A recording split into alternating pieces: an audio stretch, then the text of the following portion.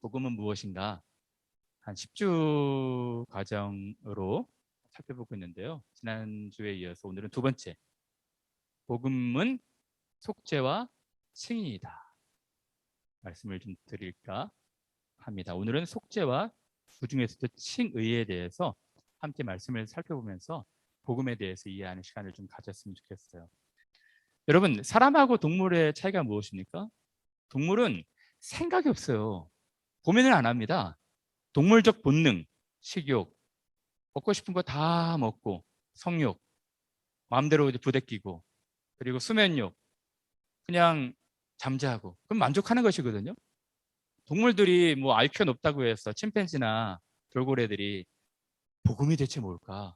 세미나 열고 고민하면서 함께 모여서 기도하고 그러진 않잖아요. 동물과 인간의 차이는 고민하는 것입니다. 사람은 인간은 왜 태어났고 무엇을 위해 살아야 되고 나는 어떤 존재인지 살아가는 이 존재의 목적이 무엇인지 고민하는 것이 인간이에요. 그렇지 않겠습니까? 그래서 어느 나라 어느 지역에 가도 사람들이 다 신을 찾는 각양각색의 신을 찾는 그런 종교들이 있잖아요. 그럼 무신론자들도 있고 신을 믿는 분들도 있는데 저는 무신론자 분들도 굉장한 믿음이 필요한 하나님을 알만한 것을 하나님께서 다 보여주셨거든요. 하나님을 알만한 것이 세상에 다 있어서 조물주 신이 계시겠구나. 사회과학 하시는 분들이나 자연과학 하시는 분들 인간으로서 해결할 수 없는 인간의 그 한계를 뛰어넘는 그 조물주 신이 있을 것이라는 어떤 어렴풋한 인식이 있는데 그것을 부정하는 그것은 굉장한 믿음이 필요한 엄청난 신앙이 필요한 분들이라 생각이 들어요. 여러분, 하나님께서 이 세상을 통해서 자기를 알만한 것을 다 보여주셨어요. 자기를 찾게 하셨거든요. 근데 일반적인 종교는 끝까지 하나님을 찾아야 되는데 가다가 적절한 데서 멈춰서 타협하거나 아니면 잘못된 방향으로 갔거나 그래서 하나님을 찾지 못하게 되는 것이죠. 사랑하는 여러분, 저는 여러분들이 고민하셨으면 좋겠어요. 사순절 기간만 아니라 1년 내내 복음이 무엇인지, 나는 과연 복음을 믿고 있는지, 복음을 사랑하는 사람들은 어떠한 삶을 살아야 되는지, 하나님이 우리에게 요청하시는 요구하시는 삶은 무엇인지. 그럼 복음에 대해서 얘기합니다. 복음이 무엇일까요? 복음, 굿뉴스. 제가 지난번에 잠깐 말씀드렸죠. 굿뉴스를 알기 위해서는 반드시 알아야 될 것은 바드뉴스입니다. 바드뉴스를 통과하지 못하면 굿뉴스 한 걸음도 나갈 수가 없어요. 바드뉴스가 무엇이었습니까? 바드뉴스는 이것이었습니다. 사람은 죄인이라는 거예요. 한 사람으로 말미암아 죄가 인베이드 했어요. 도미네이트 했습니다. 한 사람으로 말미암아 모든 사람들이 다 죄인이 되어버렸어요. 그것이 끝이 아닙니다. 죄의 결과로, 죄의 삭스로 사망에 이르게 되었어요. 그것이 끝이 아닙니다. 한 번 죽는 것은 사람에게 정하신 바요. 그 이후에는 무서운 심판이 있다는 것입니다. 얼마나 이 비참한 뉴스입니까? 이렇게 우리의 마음을 두렵게 하는 뉴스가 있을까요? 복음은 바드뉴스를 반드시 알아야 돼요. 인간의 처한 비참한 실상에 대해서 이해하셔야지 굿뉴스가 비로소 굿뉴스로 다가오게 되어 있는 것입니다. 제가 굿뉴스를 뭐라고 말씀을 드렸죠? 복음은 여러분 모호하거나 복잡하거나 매매한 것이 아닙니다. 굉장히 클리어하고 선명하고 단순해야 돼요.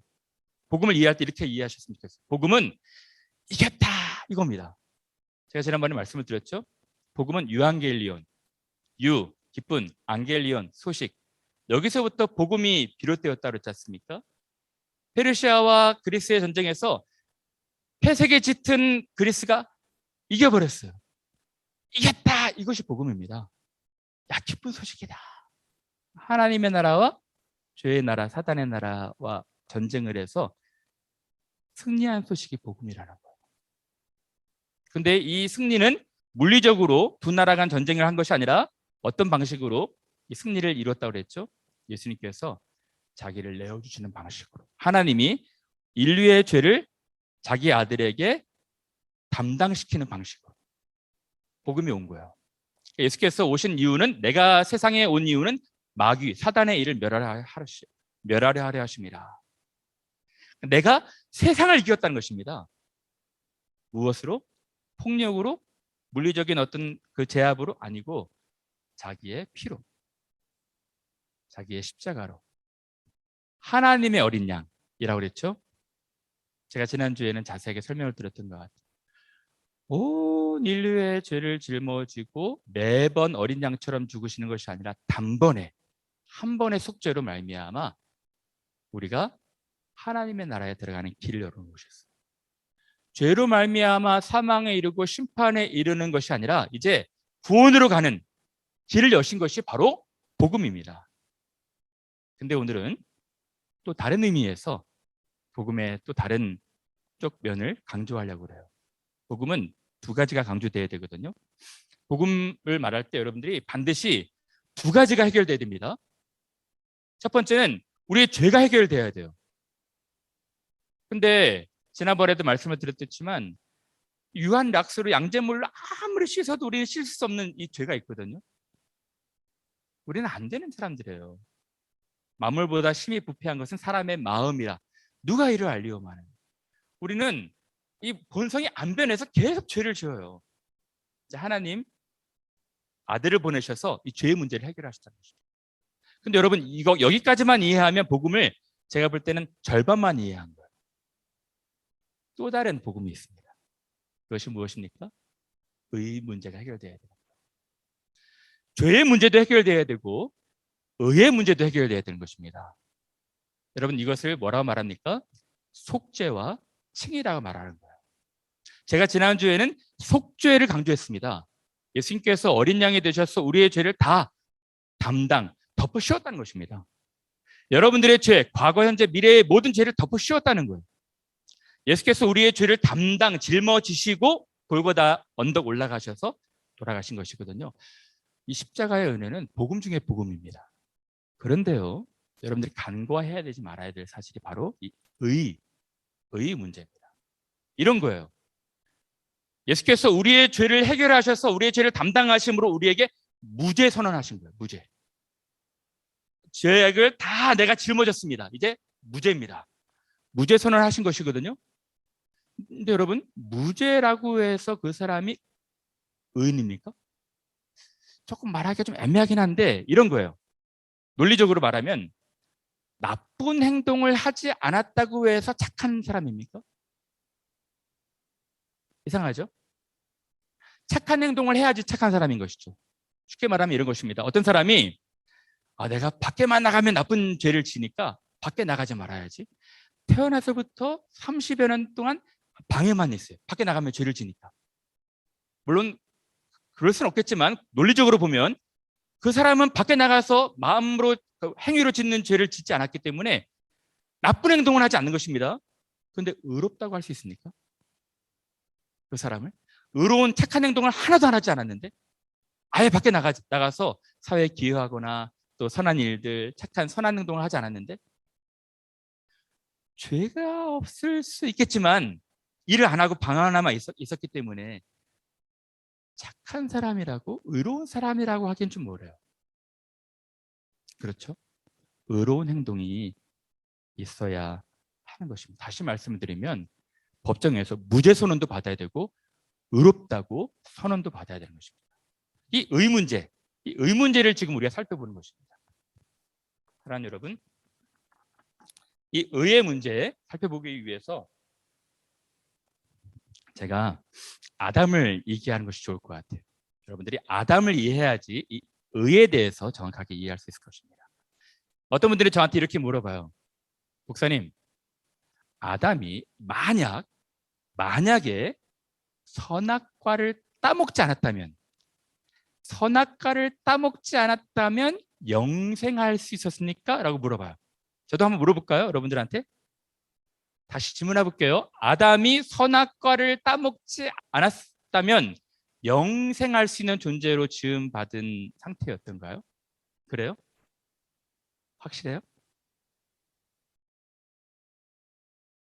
우리가 두 가지를 가정해 봐야 할 텐데 하나님께서 인간을 처음 창조할 때부터 영생할 수 있는 존재로 창조하셨다고 우리가 가정을 해봐야 되죠. 두 번째는 하나님께서 처음 창조할 때부터 인간의 수명을 정하셔서 죽는 존재로 창조하셨는데 의로운 행동을 하면, 하나님께 순종을 하면 영생을 얻을 수 있도록 보상해 주신다. 이렇게 두 가지를 가정해 볼 수 있는데 두 번째 가정은 틀립니다. 왜냐하면 성경에 뭐라고 말하고 있습니까? 죄의 결과. 죄를 지었기 때문에 죄의 결과로 우리가 죽음에 이르게 된다는 것입니다. 이것을 따먹는 날에는 네가 정녕 죽을 것이다. 사망이 올 것이라는 거예요. 다시 말하면은 따먹지 않는다면 영생할 수 있는 존재로 준비가 되었다는 것입니다. 단 하나님 말씀에 순종하고, 그러니까 선악과를 따먹지 않고 순종했을 경우에는 하나님께서 보상으로 더 풍성한 삶을 주시겠다는 거예요. 아시겠습니까? 선악과를 따먹지 않았을 때는 하나님께서 그의 순종을 의로 여기셔서, 아담에게서의 선악과는 율법이었습니다. 율법은 뭐라고 말씀드렸죠? 하라 하지 말라 명령어로 되어 있는 하나님 말씀이라고 했죠. 선악과를 따먹지 말라 아담에게서는 율법이었어요. 이것을 따먹지 않고 순종했을 때는 하나님께서 보상으로 그에게 풍성한 삶을 주신 것입니다. 그렇죠? 창세기 말씀을 잠깐 볼까요? 창세기 이렇게 기록되어 있습니다. 여호와 하나님이 사람을 지으셨어요.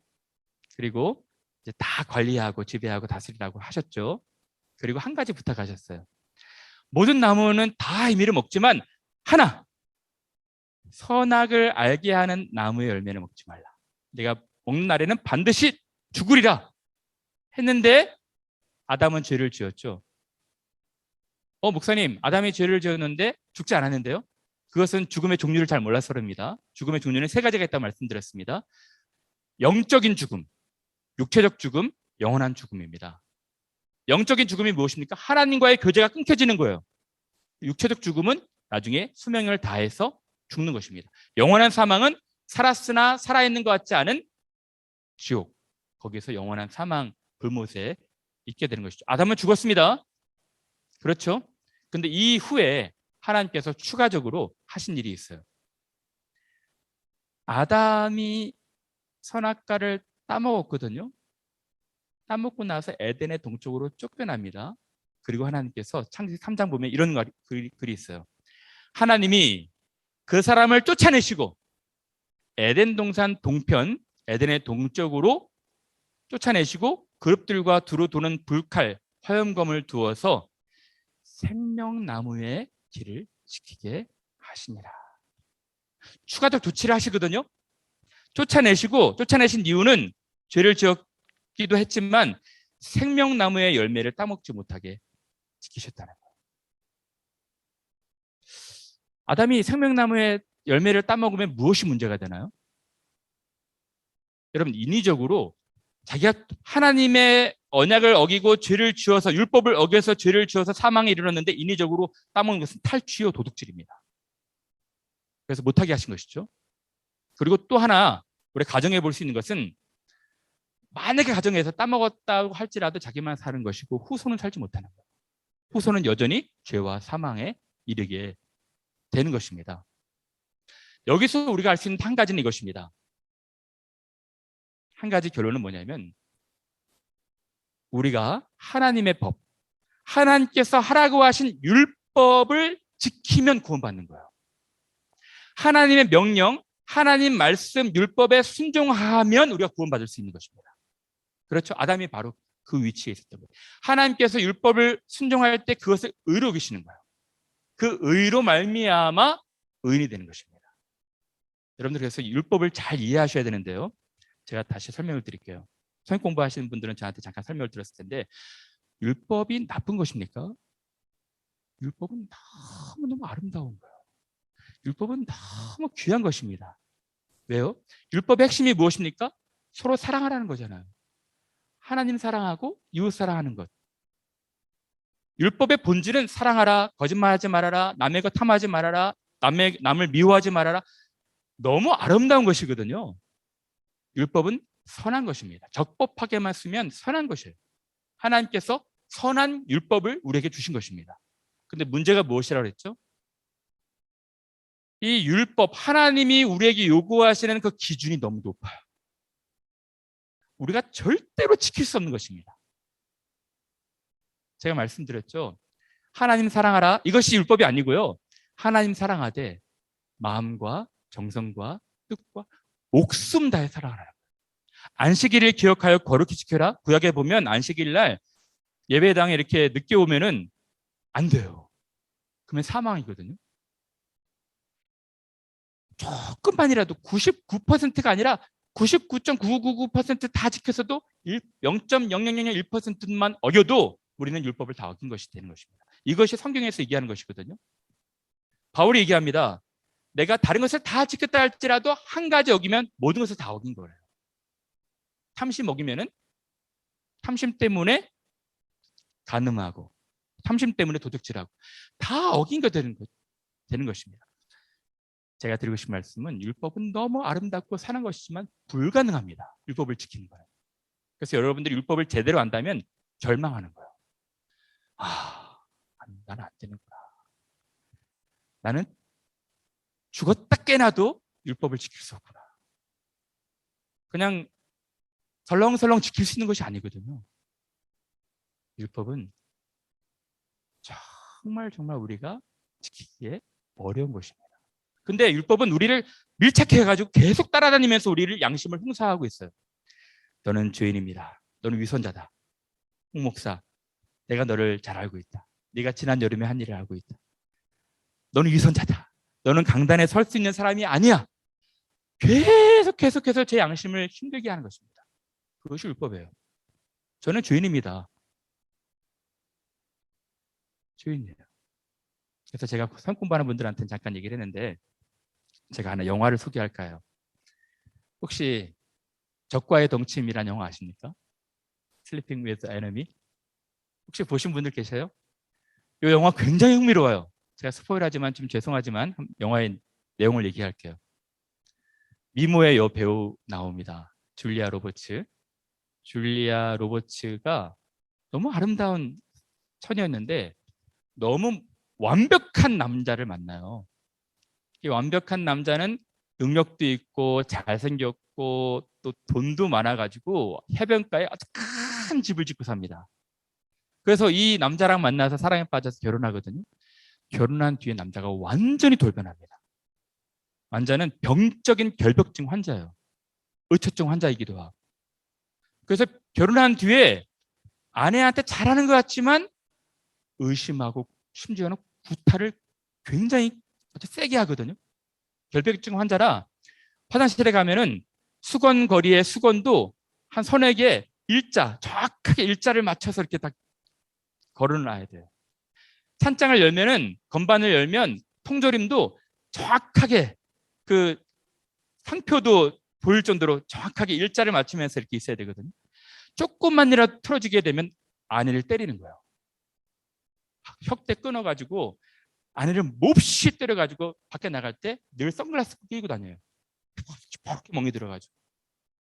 이건 아니다 해서 도망가려고 그러는데 계속 따라서 붙잡아가지고 또 때리고 또 때리는 거예요. 정말 불행한 삶을 살았습니다. 근데 이 여자가 줄리아 로버츠가 그 수영을 몰래 배워요. 수영을 배워서 이제 해변을 헤엄쳐가지고 탈출할 알리바이를 꾸밉니다. 그래서 비가 막 올 때 풍랑이 일 때 죽은 것처럼 위장을 해요. 그리고 자기는 탈출해가지고 변장해서 다른 지역에 살아가거든요. 근데 남편은 자기 아내가 죽은 줄 알았어요. 장례까지 다 치릅니다. 나중에 보니까 변기에 아내가 버린 반지를 발견하고 아내가 몰래 끊었던 수영장 그것도 다 발견하고 아내의 어머니를 통해 가지고 추적추적해 가지고 쫓아오는 거예요. 소름 끼치죠. 진짜 너무 소름 끼치도록 줄리아 로버츠가 자기가 이제 멀리 도망가 가지고 방 하나 얻어가지고 어떤 또 사람이랑 사랑에 빠져가지고 살아가거든요. 근데 막 집은 난장판으로 해요. 일부러. 그렇게 남편 밑에서 결벽증 환자 밑에서 살았던 것이 너무 한이 되어가지고 수건도 마음대로 놓고 막 소파에 막 아무거나 걸쳐놓고 통조림도 마음대로 이렇게 합니다. 그런데요, 어느 날 딱 집에 들어왔는데 소름 끼치도록 분위기가 스산한 거예요. 화장실 가봤는데 이 수건거리에 수건이 가지런히 정리가 돼 있어요. 너무 놀라가지고 바로 찬장을 열었는데 찬장에 통조림도 정확하게 가지런히 배열되어 있는 거예요. 그리고 이분이 결혼 생활할 때 잠잘 때마다 남자가 잠자리일 때마다 환상 교향곡을 틀어놓으면서 잤다고 하거든요. 근데 갑자기 환상 교향곡이 딱 연주가 되는 거예요. 너무너무 놀랐는데 바로 뒤에서 남자가 저벅저벅 걸어오는 거예요. 얼마나 무섭겠습니까? 그 여자가 결론적으로 스포일 하게 되면 결론적으로 여자가 총을 꺼내서 방아쇠를 당겨서 남자를 죽여요. 남자가 죽습니다. 그리고 비로소 여자가 자유를 찾는 그런 영화거든요. 여러분, 제가 왜 이 시간을 들여가지고 이 영화를 설명했냐면 이 영화가 율법과 우리와의 관계를 너무 잘 얘기하고 성경이 이렇게 말하고 있습니다. 너희는 그 법이 사람이 살 동안만 그를 주관하는 줄 알지 못하느냐. 남편 있는 여인이 그 남편 생전에는 법으로 그에게 매인바되나 만일 그 남편이 죽으면 남편의 법에서 벗어나느니라. 남편이 죽으면 그 법에서 자유롭게 되나니 그러므로 내 형제들아 너희도 그리스도의 몸으로 말미암아 율법에 대하여 죽임당하였다. 그러니까 율법이 결벽증 환자처럼 계속해서 우리 쫓아다니면서 너는 위선자야. 너는 죄인이야. 계속해서 우리의 죄를 고발한다는 거예요. 얼마나 괴롭겠습니까, 여러분? 그래서 죄책감에 늘 시달리는 것입니다. 근데 이 죄책감에서 해방되고 자유를 얻기 위해서는 딱 한 가지, 율법이 죽어야 돼요. 율법이 죽는 수밖에 없습니다. 여러분, 이 일을 예수께서 하셨다는 거예요. 어떻게 우리 신자들이 율법에서 자유롭게 됩니까? 율법이 죽는 거예요. 성경에 보면 때가 차네 하나님이 그 아들을 보내서 여자에게서 나게 하시고 율법 아래, 예수님도 율법 아래 나셨어요. 율법 아래에서 율법을 다 지키셨습니다. 완벽하게 지키셨어요. 그 이유는 율법 아래 있는 자들을 구원하시기 위해서. 율법 아래서 우리를 해방시키기 위해서. 율법을 종지부짓기 위해서. 이것입니다. 이것이 복음입니다. 육신을 따르지 않고 그 영을 따라 행하는 우리에게 율법의 요구가 완벽하게 이루어지게 하신 거예요. 율법, 더 이상 우리를 괴롭히지 않도록 딱 종지부를 찍은 거예요. 예수님이 율법의 의를 이루심으로 말미암아. 그러므로 율법은 우리 안에서 죽고 우리는 자유로워진 것입니다. 이제는 율법을 구원 얻기 위해서 지키는 것이 아니라 예수님을 사랑함으로 나를 사랑하는 자는 나의 율법, 나의 계명을 지킬 것이다. 나의 계명을 지키는 자라야 나를 사랑하는 자다. 이제는 우리가 사랑하는 마음으로 하나님의 선한 법을 지킬 수가 있는 것입니다. 이것이 복음인 거예요. 속죄뿐만 아니라 예수님께서 율법의 의를 다 이루심으로 말미암아 우리를 율법의 자기가 이루어놓으신 의를 우리에게 전가시키셔서 우리를 의롭게 하신 것입니다. 이것입니다. 여러분, 율법의 행위로 그의 앞에 의롭다 하심을 얻을 위치가 한 명도 없어요. 의인은 없나니 한 명도 없는 것입니다. 근데 이제는 율법을 통해서 얻을 수 있는 의, 아담이 율법을 순종했다면 그것으로 말미암아 의로워졌겠죠. 그러니까 율법을 통해서 얻을 수 있는 의가 아니라 율법 외에 하나님의 한 의, 마틴 루터와 요한 칼빈은 이 구절을 해석하면서 상당히 오랫동안 3개월 동안 이 구절 때문에 괴로웠다고 하거든요. 근데 이 하나님의 한 의는 예수님이 이루어놓으신 의로 발견한 거예요. 하나님이 준비하신 의입니다. 우리가 율법을 지키지 않아도 괜찮은 거예요. 예수님이 이 율법의 의를 다 지키심으로 말미암아 속죄도 이루시고 칭의도 이루실 수 있었던 것입니다. 곧 예수 그리스도를 믿음으로 말미암아 율법으로 얻어놓은 의를 우리가 획득할 수 있는 거예요. 그래서 우리를 의롭게 여기실 수 있는 것입니다. 여러분, 이것이 복음이에요. 죄의 문제도 해결하셨고 의의 문제도 해결하신 것입니다. 너무 놀랍죠? 그래서 바울이 이렇게 고백하는 거예요. 바울뿐만 아니라 당시에 바리새인들은 철저하게 율법을 지키려고 했어요. 제가 이스라엘 가보니까 지금도 유대인들은 철저하게 율법을 지키기 위해서 엘리베이터도 종류가 다 다르더라고요. 우리 이스라엘에서 오신 어머니도 잘 아시겠지만 사바스 엘리베이터가 있어요. 그게 뭐냐면은 제가 그 엘리베이터를 이용했는데 혼났어요. 이 엘리베이터는 정통 유대인들만 이용할 수 있대요. 주일은 일을 해야지 말아야 되니까 버튼도 안 누르는 거예요, 얘네들이. 그래서 사바스 엘리베이터는 그냥 타고 층층마다 다 서는 거예요. 아니면 뭐 딱 정해놓고 서고. 그렇게 철저하게 지킵니다. 바울이 그랬다는 것입니다. 자기는 자기가 생각할 때는 율법으로 말미암아는 흠이 없을 정도로 완벽하게 지키려고 노력했던 사람이라는 거예요. 근데 예수 그리스도를 알므로 분포와 배설물처럼 다 아무 소용없다는 것을 알겠다는 것입니다. 그래서 말합니다. 내가 획득한, 내가 얻은 의는 율법에서 난 것이 아니에요. 불가능하다는 거예요. 오직 그리스도를 믿음으로 말미암은 것이니 곧 믿음으로 믿기만 하면 예수님께서 이뤄놓으신 그 의가 우리의 것이 된다는 겁니다. 하나님께서 우리에게 주신 의라는 거예요. 이거 복음입니다. 이게 복음. 여러분, 이제부터는 우리가 율법 아래에 있지 않아요. 은혜 아래에 있습니다. 이거 복음 아니겠습니까? 율법으로 우리가 억눌려 가지고 짓눌려서 계속 결벽증 환자처럼 따라다니면서 힘들어할 필요가 없는 것입니다. 은혜 아래 있는 거예요. 이것이 예수께서 이뤄놓으신 의인 것입니다. 한 범죄로 많은 사람이 정죄에 이른 것 같이 한 의로운 행위로 예수께서 오셔서 태어나실 때부터 죽을 때까지 완벽한 행위로 말미암아 많은 사람이 의롭다 하심을 얻게 된 거예요. 한 사람이 순종하지 아니함으로 많은 사람이 죄인된 것 같이 한 사람의 순종하심으로 그의 의의 한 행동으로 말미암아 우리가 그렇게 된 것입니다. 여러분, 정말 놀라운 복음은 로마서 말씀이 이렇게 기록되어 있습니다. 이것입니다. 이를 아니할지라도. 저는 이 본문을 읽을 때마다 흥분이 돼요. 아까 제가 설명을 드렸죠. 어떤 사람이 죄를 안 짓기 위해서 태어나서 독방에만 계속 있어요. 아무 일도 안 하고. 그러면 이 사람은 죄를 안 지었을지 몰라도 의로운 행동을 한 것이었기 때문에 의인이 아니라고 했잖아요. 근데 그럴지라도 아무런 의로운 행동을 한 것이 없을지라도 예수님을 믿으면, 경건치 아니한 자를 의롭다 하시는 예수 그리스도를 믿으면 그의 믿음을 의로운 행동으로 여기신다는 거예요. 아시겠습니까? 이것이 십자가 강도에서 일어난 사건이에요. 십자가 강도는 의로운 행동을 하지 않았거든요. 근데 예수님을 믿음으로 말미암아 의인이 된 것입니다. 아무 일을 하지 않았어요. 근데 그의 죄가 해결되고 의도 해결되는 거예요. 놀랍죠? 사랑하는 여러분, 이것입니다. 인생은 두 가지가 해결돼요. 이것이 복음입니다. 죄도 해결돼야 되고 의도 해결돼야 되는 거예요.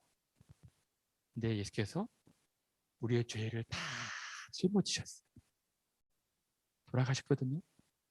또 자기가 이뤄놓으신 의도 우리가 다 믿는 자에게 주셨다는 거예요. 거저, 선물로. 우리는 의인이 아닌데 의롭게 여겨주시는 거예요. 왜? 예수님을 믿는 그 믿음으로 말미암아. 이것이 복음입니다. 이것이 복음. 저는 의인이 아니거든요. 예수님을 믿음으로 말미암아 예수께서 획득하시고 이뤄놓으신 그 의가 제게 오는 거예요. 사랑하는 여러분, 이제 말씀을 마칠까 합니다. 여러분,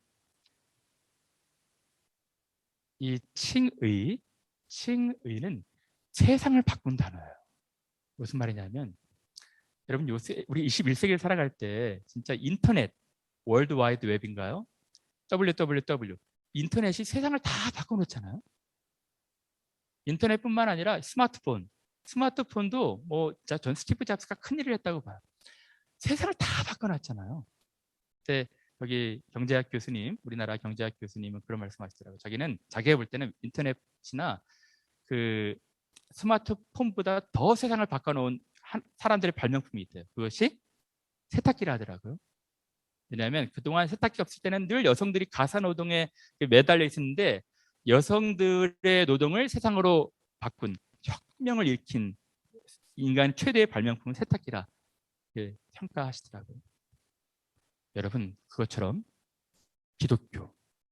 기독교를 바꿔놓은 한 단어가 있다면 그것이 바로 칭의입니다.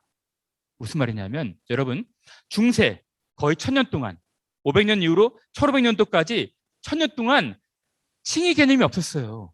그래서 우리가 어떤 행위로 말미암아 의롭게 된다. 중세 로마 카톨릭은 그렇게 얘기를 했거든요.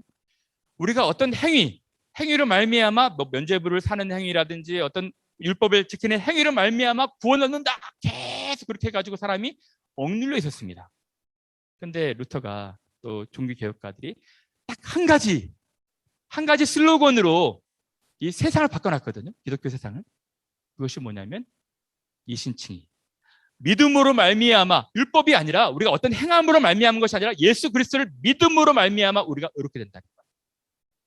이 한 단어로 말미암아 세상이 바뀌어진 거예요. 그런데 루터가 이렇게 고백을 했대. 죽을 때 자기가 죽은 이후 500년 지나서는 이 칭의 개념이 다 퇴색될 것이다. 복음이 변질될 것이다. 저는 그 예언이 어느 정도 맞았다고 봐요. 오늘날 많은 사람들이 복음에 대해서 생각할 때 그냥 십자가 정도만 이해를 해요. 그렇지 않습니다. 사랑하는 여러분, 예수님은 우리의 죄를 해결하실 뿐만 아니라 우리에게 의도 주신 거예요. 사랑하는 여러분, 이것이 복음인 것입니다. 저는 여러분들이 이 놀라운 복음 안에서 자유함을 누렸으면 좋겠어요. 로마서 8장에 그러므로 이제 믿는 자들에게는 정죄함이 없다 그랬잖아요. 율법에서 우리를 해방시켰다는 것입니다. 아시겠습니까? 그 내용을 이제 믿는 그 믿음 행위 하나로 말미암아 모든 것을 얻은 것입니다. 오늘은 두 번째로 제가 이 칭의에 대해서 말씀을 드렸지만 다음 주부터는 더 자세하게 복음이 무엇인지 또 다각도로 말씀을 좀 드릴까요? 사랑하는 여러분, 여러분들 안에 이 믿음, 예수 그리스도를 믿음으로 말미암아 모든 은혜를 얻은 이 믿음 믿으시고 이 믿음 안에서 자유를 누리시고 믿음 안에서 우리 하나님과 함께 교제하는 복된 여러분들 되시길 바랍니다.